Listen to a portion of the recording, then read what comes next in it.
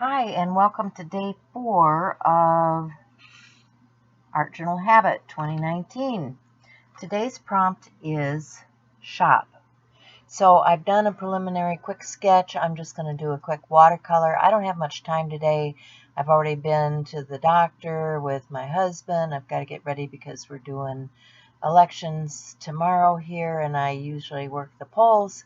And so I am just going to do a quick watercolor. This is a daily type thing, so I don't have to spend a whole lot of time on it. It's not a masterpiece. It's going on the wall. So being that it's shop, I thought I would just do something cute and quick. You can watch the video. I'm not going to do a whole lot of explanation because I've just done a little bit of color mixing and watercolor and a little bit of sketch work on top of that. So here we go.